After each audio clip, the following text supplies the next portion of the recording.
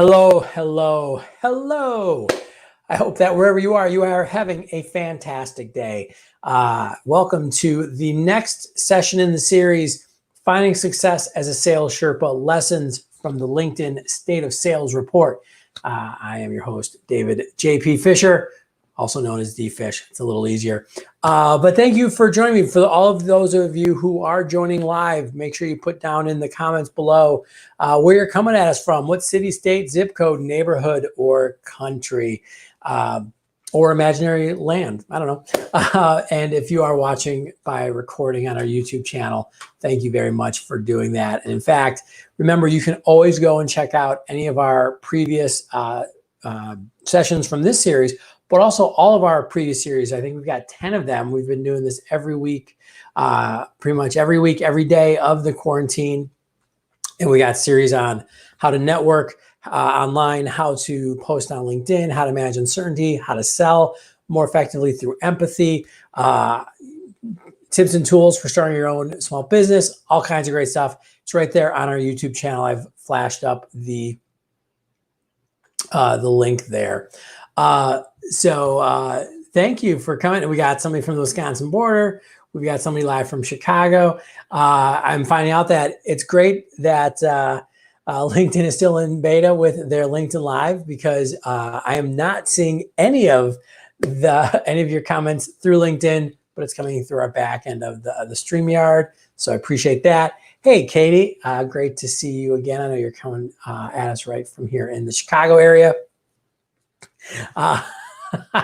Marcus, thanks for joining us, Marcus, from your bunker on the north side of Chicago, hunkering down. We'll be able to leave one day, in theory, eventually in the future. But thank you for all of you who are live with us, and everybody who's been watching on the recordings as we go along. Today, as I mentioned in the title, we are looking at the LinkedIn State of Sales Report.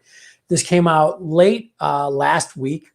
And I actually know many of the people at LinkedIn who are involved in putting this together, including my good friend, Sean Callahan.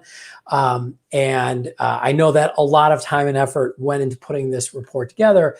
And especially because the report was set to come out just after we found out about the global pandemic with coronavirus. And so they kind of last minute paused a little bit, made sure that they took that into account, because obviously the global pandemic could have some impact on how we sell. So they were able to wrap that in. Very cool that they were able to do so. But we've been looking at the different parts of the State of Sales Report, and more importantly than just going over what it says, really looking at what does it mean for us moving forward in how we sell. And the trend that I want to really laser focus in on today is a trend that they simply referenced as what top performing salespeople do differently. And so they actually made the claim that when you look at sales reps who are more successful, and it said these are B2B sales reps, so they're looking at sales reps who were carrying a quota and were achieving it at about 125% or above of their expected quota. What were they doing differently? And just to take a step back, I think that there is this misconception actually about how top salespeople achieve their results, and most, like, your kind of average salesperson thinks they're doing something massively different, something magical, something secret. And as we go through these, I think there's 5 different things they point out that sales reps are doing differently. I want you to pay attention to something very closely. It's actually not that they're doing something much differently than the sales reps who only hit 100% of quota, or maybe even a little less. But what they're doing is the foundational activities really, really well. I often, when looking at sales leadership or sales management, the way I'll often explain it is you've got brand new people, or people who are not following the program. They don't know what they're doing, and they're not following the set program. That's why they're struggling. You then have this next group who are on program. And the reality is most sales processes, most sales programs for companies aren't designed to get rock stars. they're a program that's designed to be as effective as possible for the broadest cross section of individuals as possible. And that's the way it should be. You can't have a process that's completely customized for every single person. But what happens is people that aren't that successful in sales, they get a process, they learn what they're doing, and they can be really, really solid. And for most sales organizations, that's really the goal, is how do you get people to there, get people that are solid. Then what you'll find is then you have the rock stars, or people that are excelling. In this case, the top salespeople that are over 125% of quota. You'll find that they do things a little differently, but what it is they've actually taken what the kind of average rep is doing, and they've really customized it to themselves. They've really customized it to their prospects and their clients, and they've really made it their own. And the reason why I go through that progression is because it's not like you just take people that are struggling and then they each figure it out on their own to become a rock star. You really have to go through this process. And that really stood out to me as I looked through what top performing sales reps are doing differently. So let's look at these 5 areas that they focus on. Number 1 is sales technology. And they looked at how top performing salespeople are using sales technology differently.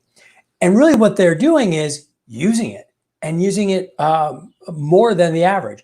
So especially when they're looking at sales intelligence tools, enterprise communication tools. This is pretty telling. 60% versus 40% of top sales reps versus average are using enterprise communication tools. Now, this is, of course, a LinkedIn report, so they're going to talk about Sales Navigator. And it's 43% of top performers were likely to use Sales Navigator versus only 29% of average. Top performers are much more likely to be very active on LinkedIn by about 8 to 10 percentage points there, it looks like.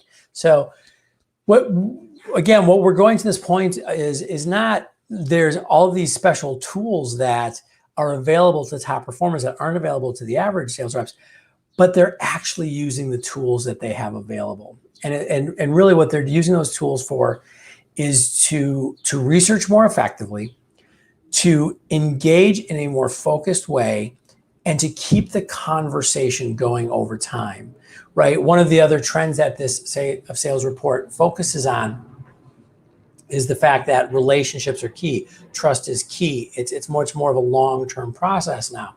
And so instead of having to manage all that in your brain, using technology is going to be important. So you can ask yourself, what pieces of technology are you using to really drive engagement? And I guess I would ask too is if you want to throw some ideas down in the comment section, like what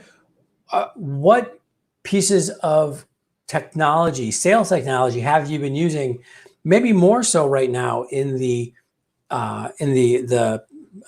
pandemic and the sheltering in place, all that stuff. Are there any pieces of sales technology that you've been using more, whether those are communication tools? Are there any AI tools that you're using? Which I think that sounds a little fancy, but sometimes it's just there's great platforms that allow you to see buying signals. There's even baked within some of the CRMs some great reminders of when to reach out and when not to reach out. And that actually brings me up to number 2 is CRM data. So this is something that top performing sales reps do, is they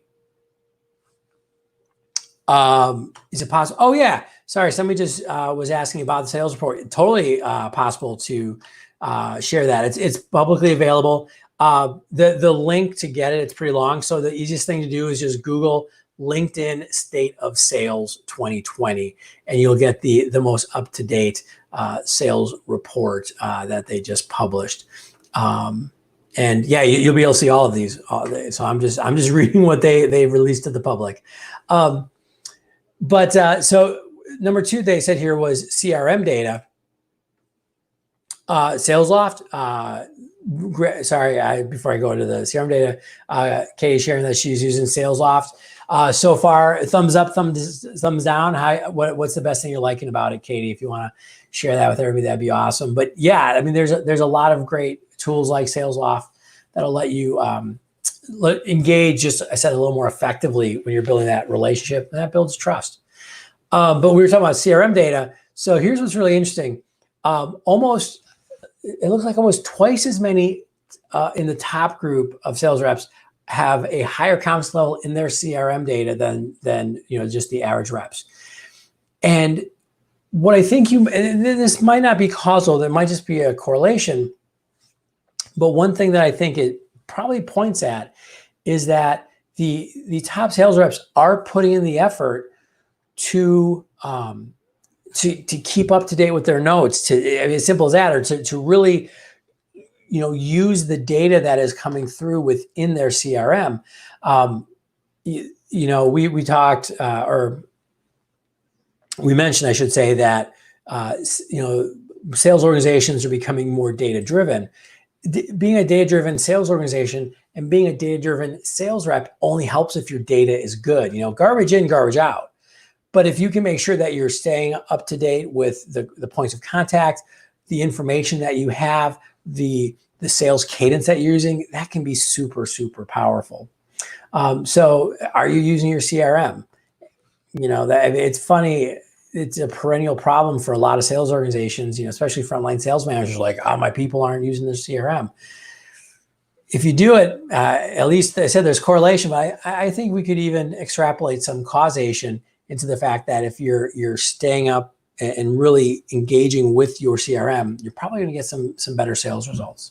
So the number 3 thing that they notice that top performing sales people do differently, this is near and dear to my heart, is training. Top sales people spend more time with their managers and spend more time with their managers in training. They also are more likely, I love the sentence, they are more likely to receive training from outside sales experts by a margin of 46 to 38. So, that just makes sense. I think that's probably always been the case, but I think it's even more relevant now because things are changing. They're changing quickly. Whether it's the newest sales platform, whether it's just changes in kind of etiquette and how we're engaging with people. This is a time of change. And so you've got to be able to navigate that change. Okay. So that's important. You'll getting as much free education as possible. Great. I mean, one of the things that I will say, I remember when I was a brand new sales rep a while ago, I won't say how long, but to give you an idea, like we had tapes, we had cassette tapes. That was it. Maybe a VHS tape of some training seminar, and maybe the magazine, whatever magazine you wanted to subscribe to. There weren't that many sales ones. There were a couple out there. Now the fact that there's people like me doing this, or just, you can go to YouTube and learn anything. I've taken up gardening the last couple of years, and I'm still not great at it. I don't have a huge plot of land. We're working on that. In the next house, we'll have a good garden. But it's amazing, like what I can learn is searching YouTube, and I can find everything I want to know about mulch, for example. You have the tools, and so I think this is really pointing to the fact that use them. Podcasts, LinkedIn Live, videos, YouTube,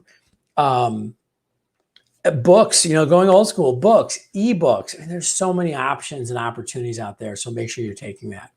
So number 4, the 4th thing that top performing salespeople are doing differently is they're using the data. We kind of reference this with technology and CRM, but they're actually more likely to dive into the data that they have. So for example, they're more likely to use data to evaluate patterns from closed lost business, from closed won business. So they're finding out what they did wrong and what they did right, and selecting geolocations to target, which may not be applicable to everybody. That's definitely much more of a territory versus account-based selling.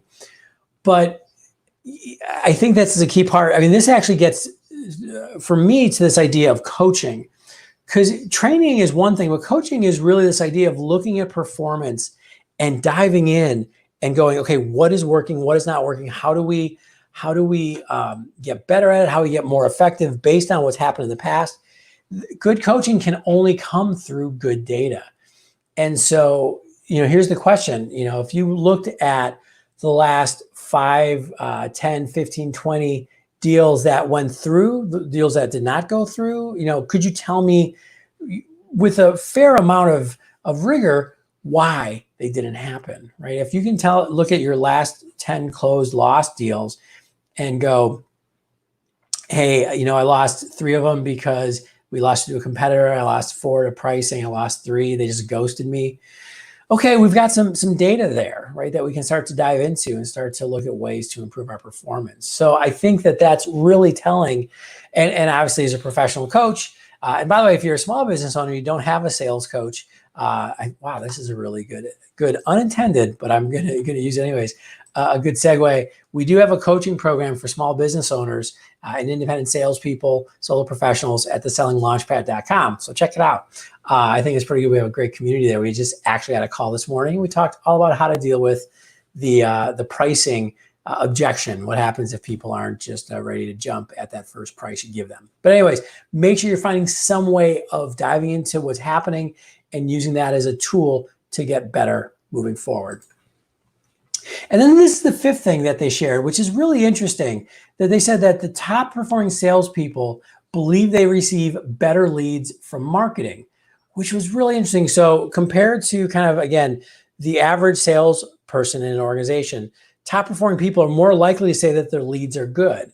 Now, we don't know, because of the way they did the reporting is, we don't know if the leads really are better, or if it's the top performing salespeople, just because of all the other things we mentioned, are more comfortable working with a broader range of lead quality and getting good results from it. We don't know if they're just better salespeople, so they make the leads look better, right? We don't know where the causation is here. And so I don't want to put causation in a place where there's not. But what's the lesson that we can learn from this? Top performing salespeople need good leads, and they need to align themselves with marketing to help drive good leads, right? So I think one of the things we can look at moving forward, and I talk about this a lot, I've talked about it this week, I've talked about it in other series, but really looking at your role in sales as also a role in marketing. It's really a role of client acquisition. And so even if you're working, more on the sales side, and you might go, well, my job's to sell. No, your job is also to make sure that you're working directly with your marketing team, helping to shape the quality of the leads, giving them feedback, letting them know what's working, what's not, and not in a, hey, these leads are crap, not in a, the Glenn Ross kind of way. I can only sell if you give me an amazing lead. Like, if you can only sell because you got an amazing lead, you're not a good salesperson. That being said, you can still continue to have this virtuous cycle, this feedback loop with your marketing team about, hey, what's good, who's a target audience, the feedback you're getting from the field, because you have a much closer connection with the field than your marketing team does. Have that loop happen where you're taking feedback back to the marketing team. They're creating, even more focused marketing content, sending it out, and you keep doing that. And I think that that's really what we want to pull from this idea, that the top performing salespeople aren't looking at this in an antagonistic way, but rather as a partnership with their marketing team. So those are the 5 ways that this LinkedIn State of Sales report feels that top sales reps are performing differently. They're using sales technology much more. I don't even know. They're using sales technology in a much more integrated way. That's what I was trying to say. They are using their CRM data. They're taking the time to use their CRM, put their information in, and then they're using that to help them stay up to date in their engagement with clients and prospects. They're getting training. They're getting training from their sales managers. They're getting and their other leaders. They're getting training from outside trainers, which could be a person, but it could also be a platform. It could be watching YouTube videos, listening to podcasts. They're using the data to actually analyze their business, which if you think in the past, salespeople was like, just go make more calls. Yeah, you're not doing as well. Okay, you didn't sell that much this week. Make more calls. Right now, it's about being much more strategic.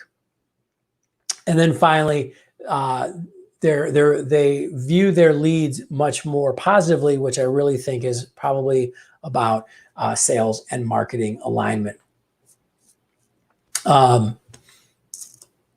Katie, Katie, you were sharing that you were in direct sales for years prior to business development.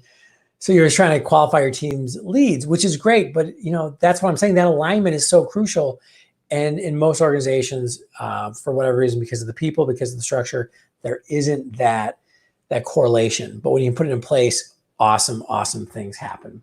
So there you go. There you go, 5 things. And again, if you want to check that report out for yourself, just Google LinkedIn State of Sales 2020. You'll be able to download that report. Thank you for spending some time with me today. And if you're watching a recording, thank you for that as well. If there's anything I can do to help you be more successful, please let me know. If you know any associations that are looking for a virtual speaker, doing a lot of this. If you are in sales and you want to get better, feel free, as I said, contact me. We do have individual one-on-one coaching available, as well as our coaching group at the Selling Launchpad. And tomorrow is we're going to wrap up. We've got our last session in this series, and it's going to actually be the last session that I do for a little while. Tomorrow will be my 49th daily LinkedIn Live. We missed Monday because of the holiday, and it's been great. I've loved engaging with everybody and creating lots of great content. I'm going to take a little bit of a break. I've actually got a book draft that I have to get done by the end of the summer. I'm a little behind. So I'm going to be focusing on that a little bit. I'll still be doing LinkedIn Lives for sure. I just don't know if I'm going to do it daily. It might just be consistently inconsistent as to when I'm around. I'll, of course, still be able to promote those. But tomorrow, for sure, we'll wrap things up really well. My co-host, Liam, might be here. We'll see. Sometimes he is, sometimes he isn't. He's 10 and a half months old. So who knows what the next hour will bring, much less tomorrow. But hope that you can join us as we wrap things up. And finally, everybody, as we say, be patient, be kind, and take care of one another.